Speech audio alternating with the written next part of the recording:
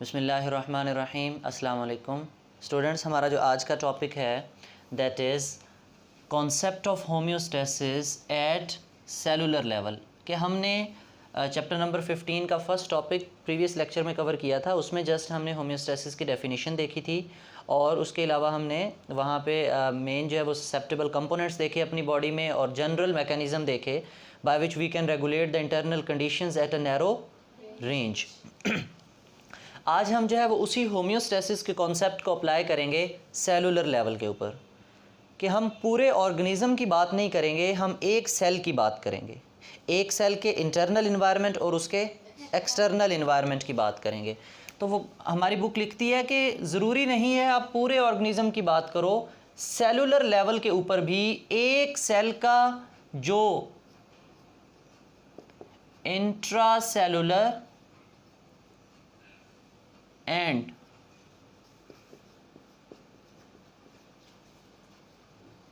Intercellular और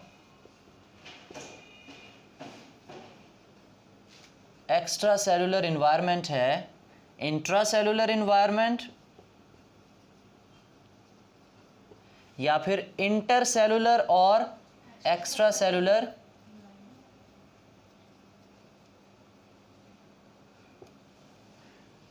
This intracellular and intercellular environment may also fluctuate। ये भी क्या होता है? फ्लक्चुएट होता है। बट टू मच फ्लक्चुएट होता है या नैरो रेंज के ऊपर? नैरो रेंज के ऊपर एक नैरो रेंज होगी, उस रेंज के अंदर ये फ्लक्चुएट होता रहता है, ये तब्दील होता रहता है। अब इंट्रासेलुलर किसे कहते हैं और इंटरसेलुलर किसे कहते हैं? बेटे इंट्रासेलुलर, इंट्रा का मतलब इनसाइड द सेल। ये कहाँ की बात है बेटे? इनसाइड द सेल, एक सेल के अंदर की बात है। अगर आपको फोर्सेस याद हों जो आपने पढ़ी थी, इंटर मॉलिक्यूलर फोर्सेस और इंट्रा मॉलिक्यूलर फोर्सेस, ठीक है? तो कौन कौन सी फोर्सेस थी? इंट्रा मॉलिक्यूलर फोर्स ऐसी होती थी जो एक मॉलिक्यूल के अंदर मौजूद हो, वो इंट्रा थी। इसी तरह एक सेल के अंदर का जो एनवायरनमेंट है दैट इज़ इंट्रासेलुलर एनवायरनमेंट, के सेल के अंदर का माहौल है। अच्छा, फिर उस सेल के, एक सेल है तो उसके साथ दूसरा सेल भी तो है ना, उस सेल के दरमियान में एक मॉलिक्यूल और दूसरे मॉलिक्यूल के दरमियान में जो फोर्सेस थी उन्हें क्या कहते थे? Inter molecular forces. लेकिन यहाँ पे हम सेल्स की बात कर रहे हैं तो ये इंटरसेलुलर स्पेस है जिसको हम एक्स्ट्रा सेलुलर भी कहते हैं क्योंकि वो सेल से बाहर है। बेटे इसी का नाम इंटरस्टिशियल स्पेस भी है या इंटरस्टिशियल फ्लूइड भी है। इसी को हम क्या कहते हैं? This is interstitial fluid. Clear? इसी को हम कहते हैं this is interstitial fluid. Clear होगी ये बात? इसको हम एक्स्ट्रा वास्कुलर भी कह सकते हैं कि वेसल्स के भी बाहर होता है, वेसल्स के भी बाहर होता है, जिसको हम वास्कुलर फ्लूइड भी कह देते हैं। क्या कह देते हैं? Vascular fluid. कि हमारी वेसल्स के अंदर की कहानी भी आ जाती है उसमें और वेसल्स के बाहर जो सेल्स हैं, सेल्स के गिर्द का माहौल भी आ जाता है उसमें। ठीक है? तो हमने बात की कि हमारे पास अब ये दो टर्मिनोलॉजीज को सेपरेट कर लोगे ना कि इंट्रासेलुलर इन्वायरमेंट और इंटरसेलुलर इन्वायरमेंट में फ्लक्चुएट। एक सेल का लेवल भी, एक सेल की बात करें तो उसका भी इन्वायरमेंट चेंज होता रहता है। अच्छा, फिर उस एक सेल को किस किस चीज़ की ज़रूरत होती है कि भाई उस एक सेल ने क्या अपना वाटर का जो बैलेंस है वो रेगुलेट नहीं करना है। उसके अंदर जो सोल्यूट्स हैं उसने उन सोल्यूट्स का लेवल रेगुलेट नहीं करना है। आपको पता है आपकी बॉडी के अंदर एक्स्ट्रा सेलुलर इन्वायरमेंट की बात करें या सेल्स के अंदर की बात करें तो आपके पास ब्लड की एग्जांपल ले लो। ब्लड जो है वो आपके पास इंटरसेलुलर या एक्स्ट्रा सेलुलर फ्लूइड हम कहते हैं उसको, कि सेल से बाहर होता है ना ब्लड। ब्लड में हार्मोन्स भी होते हैं, ब्लड में बहुत से साल्ट्स भी होते हैं, मतलब काफ़ी सारे नमकियात होते हैं, सोल्यूट्स होते हैं। तो क्या सब फिक्स्ड उसमें फिक्स पॉइंट पे होते हैं सारे के सारे? नो, में फ्लक्चुएट, चेंज होते रहते हैं ना। तो आपकी बॉडी में हार्मोन्स चेंज होते रहते हैं, ठीक है? डिफरेंट लेवल्स पे डिफरेंट जो है वो हार्मोन्स की कंसंट्रेशन होती है हमारी बॉडी के अंदर। सिमिलरली साल्ट्स की कंसंट्रेशन जो है वो वेरी कर सकती है। इसी तरह टाइप ऑफ वेस्ट मटेरियल वो वेरी कर सकता है कि किस टाइप का वेस्ट बनेगा, ठीक है। जैसा इनपुट होगा वैसा ही आउटपुट होगा। तो जिस किस्म का मटेरियल सेल के अंदर जाएगा उसी लिहाज से मॉडिफाई होकर उसका नाइट्रोजनस वेस्ट बन के आएगा या दूसरा वेस्ट बन के आएगा, जिनको हम मेटाबोलाइट्स भी कह देते हैं। क्या कह देते हैं? मेटाबोलाइट्स। कि हमारे पास हर सेल के पास ये बहुत सी ऐसी चीज़ें, ये तो हमने थोड़ी सी लिखी है ना यहाँ पे। आपने पीएच के हवाले से बात की थी कि पीएच भी हमारी बॉडी की कोई चीज़ होती है जिसको मेंटेन रखना पड़ता है। इसी तरह हमारे पास वो कार्बोनेट आयंस, बाइकार्बोनेट, ह्यूज जो है वो आपने चीज़ें पढ़ी हैं फर्स्ट ईयर में। हम कहते हैं कि ये सारी चीज़ें एक सेल के अंदर भी मौजूद होती हैं। इन सब चीज़ों को सेल ने कहाँ पे रखना है? एट नैरो रेंज, फिक्स नहीं रखना। These conditions are not fixed, ये फिक्स्ड ऐसा नहीं है कि आपने वैसे परसेंटेज पढ़ी थी कि आपके बॉडी के डिफरेंट सेल्स में वाटर की कंसंट्रेशन डिफरेंट है, ब्रेन सेल में डिफरेंट है, बोन सेल्स में डिफरेंट है। फिर आपने बैक्टीरिया सेल की अलग बात की थी, फिर अपनी बॉडी के सेल की अलग बात की थी। तो हम कहते हैं कि ये सारी चीज़ें सेल ने कहाँ रखनी है? Eight a narrow range, not at a fixed point. उस फिक्स पॉइंट पे नहीं रखनी, ठीक है। अब एक सेल है हमारे पास, ये उस सेल का इंटरनल कंडीशन है, इंटरनल इन्वायरमेंट है, और ये एक्सटर्नल, ये उसकी सराउंडिंग है, ये उसकी उस सराउंडिंग में फ्लूइड हो सकता है। अब वो वाटर के हवाले से बात करें तो पहले वो ओस्मो रेगुलेशन का कॉन्सेप्ट अप्लाई करेगा। किसका कॉन्सेप्ट अप्लाई करेगा? Osmo regulation. ओस्मो रेगुलेशन के मैकेनिज्म के अंदर हम कितनी चीज़ों को मेंटेन करते हैं अपनी बॉडी में? वाटर एंड सोल्यूट्स को या साल्ट्स को। तो हम कहते हैं कि अगर किसी बंदे को बहुत ज़्यादा वाटर दिया जाए या किसी सेल के पास वाटर की अवेलेबिलिटी बहुत ज़्यादा हो जाए, उसके सराउंडिंग इन्वायरमेंट में वाटर की कंसंट्रेशन ज़्यादा हो जाए, ठीक है, कि इंक्रीज़ हो गई है वाटर कंसंट्रेशन, क्या हो गई है? इंक्रीज़ इन वाटर कंसंट्रेशन हो गई है, तो क्या उसकी बॉडी में फ्लड आ जाएगा?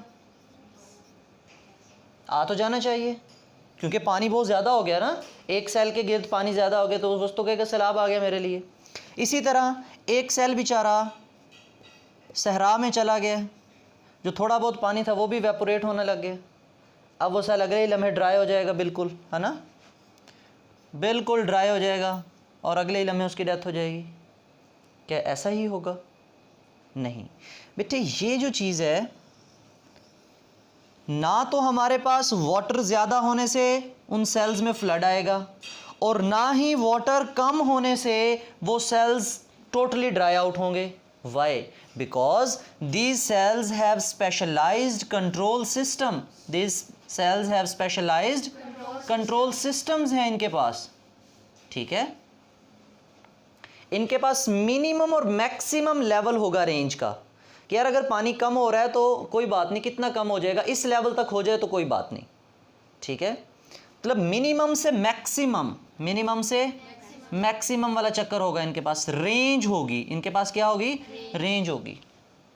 ऐसा नहीं है कि अगर सेल के एक सेल को जब वो वाटर में रखें या उस सेल को अवेलेबिलिटी ऑफ वाटर ज़्यादा हो जाए, आप ज़्यादा वाटर इनटेक कर लो तो आपकी बॉडी में फ्लड आ जाए, हर सेल्स जो है चीखें मारने शुरू कर दे, यार पानी बहुत ज़्यादा हो गया। नहीं, या ऐसा भी नहीं है कि आप रोज़ा रख लेते हो, पानी ना पियो तो शाम को जब वो सारे सेल्स सूख जाते हैं, ड्राई हो जाते हैं, क्या बिल्कुल आपकी बॉडी से वाटर ख़त्म हो जाता है? नहीं ख़त्म होता, क्योंकि हर सेल ने अपने अंदर क्या रखा हुआ है? एक कंट्रोल सिस्टम है। उस कंट्रोल सिस्टम के अकॉर्डिंग वो सेल उस वाटर को अपनी बॉडी में एक नैरो रेंज पे फिक्स करेगा। वैसे कंप्लीट एक ही पॉइंट पे फिक्स नहीं करेगा, एक रेंज के अंदर अपने आप को एडजस्ट कर लेगा। हमें फिक्स की बजाय क्या वर्ड बोलना चाहिए? एडजस्ट कर लेगा। इस इन्वायरमेंट के अंदर, इस रेंज के अंदर अपने आप को क्या कर लेगा? एडजस्ट कर लेगा, ठीक है। फिर उसके ऊपर वो जो एक्सटर्नल इन्वायरमेंट की फ्लक्चुएशन का इफेक्ट है वो कम से कम होगा। वो क्या होगा? कम से कम होगा, ठीक है। तो ये तो हमारे पास उसने ओस्मो रेगुलेशन का इफेक्ट जो है वो स्टडी किया। जस्ट उसने एक एग्जांपल दी कि अगर अवेलेबिलिटी ऑफ वाटर ज़्यादा है ना तो वो सेल्स में फ्लड आएगा, और ना ही अवेलेबिलिटी ऑफ वाटर की कमी की वजह से वो सेल्स ड्राई आउट होंगे, बल्कि इनके पास एक रेंज में होगा कि आपने वाटर की कंसंट्रेशन यहाँ से यहाँ तक मेंटेन रखनी है। तो वो कोशिश करेंगे, हर सेल कोशिश करता है, ठीक है, ट्राई करता है फॉर इट्स बेस्ट। हर सेल अपने सर्वाइवल की कोशिश करता है। इसी वजह से तो हमारे पास एवोल्यूशनरी चेंजेस आई हैं, इसी वजह से तो हमारे पास एवोल्यूशनरी चेंजेस आई हैं। जिन सेल्स ने कोशिश की वो एग्जिस्ट कर गए, जिन सेल्स ने कोशिश नहीं की तो वो क्या हो गए, डिस्ट्रॉय हो गए, ठीक है, एक्सटिंक्ट हो गए वो चीज़ें, वो सेल्स, वो जानदार। तो हमने कहा कि हमारे पास उन सेल्स में स्पेशलाइज्ड कंट्रोल सिस्टम्स हैं, cell membrane act as a barrier, वो भी कोशिश करती है कि नहीं यार जिस चीज़ की ज़रूरत है उसी चीज़ को अंदर जाना है, जिस चीज़ की ज़रूरत नहीं है उस चीज़ को अंदर नहीं जाना। और इसी तरह सेल में जो चीज़ें ज़्यादा हैं उनको बाहर भी निकालना है। तो सेल्स एक एक्टिव चीज़ है, डेड चीज़ नहीं है, उसके अंदर कंप्लीट रेगुलेटरी सिस्टम है, कंप्लीट एडजस्टमेंट सिस्टम है हर चीज़ का, ठीक है। अब हम यही कॉन्सेप्ट सेल की बात करें तो हम ओस्मो रेगुलेशन की बजाय थर्मो रेगुलेशन का कॉन्सेप्ट अप्लाई करते हैं एट। हम देखते हैं कि हमारे पास क्या वाकई जैसे हमारे पास कोई मशीन काम करती है वैसे ही हमारी बॉडी के अंदर भी वैसा ही प्रोसेस होता है, ठीक है। हम अप्लाई करते हैं concept of thermoregulation at cell level, thermoregulation at cellular level, या फिर हम थर्मो रेगुलेशन की एग्जांपल देंगे या thermoregulation at cell level को कंपेयर करेंगे with physical system, with physical system. बेटा ये जो फिजिकल सिस्टम की बात कर रहे हैं हम इसको नॉन लिविंग सिस्टम के साथ कंपेयर कर रहे हैं, ऐसे समझो किसी मशीन के साथ कंपेयर कर रहे हैं हम इसे, सेल को किसी दूसरी मशीनरी के साथ, फिजिकल सिस्टम के साथ हम कंपेयर कर रहे हैं। ओके, तो एग्जांपल हम ये लेते हैं कि आपकी बॉडी में सेल होता है, सेल के ऊपर होते हैं रिसेप्टर्स, क्या होते हैं, रिसेप्टर्स, ठीक है। वो रिसेप्टर मैसेज लेने के बाद वो सेल के किसको भेजते हैं, कंट्रोल सिस्टम को, किसको भेजते हैं, कंट्रोल सिस्टम वापस किसको मैसेज देता है, इफेक्टर्स को, और इफेक्टर्स क्या प्रोड्यूस करते हैं, रिस्पॉन्स प्रोड्यूस करते हैं, ठीक है। इन रिसेप्टर्स ने क्या डिटेक्ट की होती है, बेसिकली चेंज या वो फ्लक्चुएशन, ठीक है। ये तो थी हमारे पास नेचुरल सिस्टम की बात, लिविंग सिस्टम की बात, किसकी बात है ये, लिविंग सिस्टम, ठीक है। वो कहता है इसी लिविंग सिस्टम को हम कंपेयर कर लेते हैं किसके साथ, विद फिजिकल सिस्टम। अगर ये फिजिकल सिस्टम देखा जाए तो हमारे पास लेट कि वो चेंज जो है वो हमारे पास हीट है, वो हमारे पास किसी मशीन के अंदर हीट को डिटेक्ट करने के लिए उन्होंने सेंसर लगाया हुआ है, क्या लगाया हुआ है, वो सेंसर किसका काम कर रहा है, अच्छा। फिर उस सेंसर के बाद सेंसर मैसेज भेजेगा उस मशीन के किसको, कंट्रोल सिस्टम को, किसको मैसेज भेजेगा, कंट्रोल सिस्टम को। हम कहते हैं कि हमारे पास ऐसा सिस्टम था, कंट्रोल सिस्टम है कि जो अगर उस बॉडी का टेम्परेचर ज़्यादा हो रहा है तो उसको वो क्या करे, कम, अगर कम हो रहा है तो उसको ज़्यादा करे। मतलब एक हमने उसको फिक्स पॉइंट बताया हुआ कि आपने इस पॉइंट पे टेम्परेचर रखना है इस मशीन का, अगर तो वो टेम्परेचर कम होगा, अगर तो वो टेम्परेचर, अच्छा, सेंसर ने वो कम टेम्परेचर डिटेक्ट किया, किसको बताया, कंट्रोल सिस्टम ने आगे अगेन जो उसका हीटिंग सिस्टम था या कूलिंग सिस्टम था, या उस सिस्टम को मैसेज भेजा, उस सिस्टम को, देखो अगर हीट क्या हुई है, कम, अब वो क्या कहेगा, चल जान दो, कम कर दो, सारी कम कर दो, नहीं, कंट्रोल सिस्टम क्या कहेगा, हीट को बढ़ाओ ताकि उसको नॉर्मल पे लाएं, ठीक है। चलें जी, जो रिस्पॉन्स आएगा, रिस्पॉन्स में उस बॉडी का टेम्परेचर क्या होगा, राइज। एक चीज़ कम हो रही है, इधर क्या हुआ, this is inverse relation between stimulus, fluctuation and response. इन दोनों के दरमियान में कैसा रिलेशन आया, इनवर्स रिलेशन, ठीक है। क्या अब फिर वो जब हीटिंग सिस्टम एक्टिवेट हुआ तो टेम्परेचर बढ़ता ही रहेगा, नहीं, क्या होगा, एक ऐसा वक्त आएगा कि जब एक स्पेसिफिक पॉइंट से टेम्परेचर बढ़ने लगेगा तो ये ट्रिप कर जाएगा सिस्टम, सेंसर अगेन डिटेक्ट करेगा, किस चीज़ को डिटेक्ट करेगा, इंक्रीज हीट को। अगर हीट थोड़ी सी भी ज़्यादा होगी तो सेंसर उसको क्या कर लेगा, डिटेक्ट, फ़ौरन से किसको भेजेगा, वो कंट्रोल सिस्टम। अब किसको एक्टिवेट करेगा, कूलिंग सिस्टम कहेगा यार हीट तो ज़्यादा हो गई, अब इसको थोड़ा सा कूल डाउन करो। कूल करने के लिए वो टेम्परेचर बढ़ा देगा, कम कर देगा, कम कर देगा। वो कहता है कि सेंसर क्या हो सकता है, थर्मोमीटर हो सकता है। थर्मोमीटर से क्या मेजर करते हैं हम, टेम्परेचर, टेम्परेचर मेजरिंग इंस्ट्रूमेंट है ना थर्मोमीटर। तो थर्मोमीटर सेंसर का काम कर रहा है, फिर उसने किसी कंट्रोल सेंटर के साथ उसको लिंक कर दिया, वो हीटिंग सिस्टम भी हो सकता है, वो कूलिंग सिस्टम भी हो सकता है, ठीक है। एज अ रिजल्ट उसने रिस्पॉन्स प्रोड्यूस किया। ये बात समझ में आई। अब वो ये कहता है कि हमारे पास बिल्कुल इसी तरह फिजिकल सिस्टम का कॉन्सेप्ट उठा के कहाँ पे अप्लाई कर दो, सेल के पास अप्लाई कर दो। अगर हमारी बॉडी में सेल्स का या बॉडी का टेम्परेचर बढ़ रहा है, हमारे रिसेप्टर्स जो होंगे, टेम्परेचर रिसेप्टर्स उसको फील करेंगे।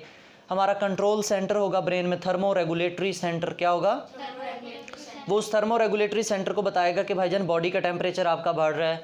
वो फिर इफेक्टर ऑर्गन्स को मैसेज भेजेगा कि यार अब क्या करना चाहिए, इस बंदे की बॉडी का ना टेम्परेचर बढ़ रहा है, अगर इसका टेम्परेचर बढ़ रहा है तो इसको स्वेटिंग होनी चाहिए, नहीं होनी चाहिए, होनी चाहिए। अगर मोर स्वेटिंग होगी, ज़्यादा पसीना आएगा, इवेपोरेशन होगी, एंड इवेपोरेशन काज कूलिंग, तो उसकी बॉडी का टेम्परेचर क्या होगा, कम। हम उसकी ब्लड वेसल्स को जो डायलेट कर दें या कॉन्स्ट्रिक्ट कर दें, डायलेट करेंगे तो ज़्यादा ब्लड सप्लाई आएगी, जब ज़्यादा ब्लड सप्लाई आएगी तो ज़्यादा हीट बॉडी से क्या होगी, इवेपोरेट होगी, ठीक है। ये बात समझ में आई। तो ये सारे के सारे मैकेनिज्म कंट्रोल सेंटर ने किसके ज़रिए करवाने हैं, और इफेक्टर्स ने फिर आगे क्या प्रोड्यूस करना होता है, रिस्पॉन्स प्रोड्यूस करना होता है। क्या प्रोड्यूस करना होता है, रिस्पॉन्स प्रोड्यूस करना होता है। तो थर्मो रेगुलेशन की एग्जांपल उन्होंने फिजिकल सिस्टम के साथ कंपेयर करके दी है। किसके साथ कंपेयर करके दी है, फिजिकल सिस्टम के साथ कंपेयर करके दी है, ठीक है। ये बात क्लियर हो गई। जो फिर मेन बात बताने लगा था।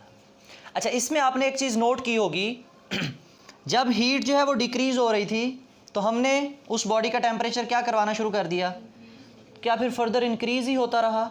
एक वक्त ऐसा आया कि जब वो एक स्पेसिफिक पॉइंट से बढ़ना शुरू हुआ तो उसने वापस मैसेज भेज दिया किसको, कि कंट्रोल सिस्टम को रोक दिया जाए। एक ऐसा प्रोसेस जिसकी आउटपुट ही अपने प्रोसेस को रोक दे, एक ऐसा प्रोसेस जिसकी आउटपुट, जिसकी प्रोडक्ट अपने ही रिएक्शन को स्लो डाउन कर दे, रोक दे, उस प्रोसेस को क्या कहते होते हैं, नेगेटिव फीडबैक मैकेनिज्म।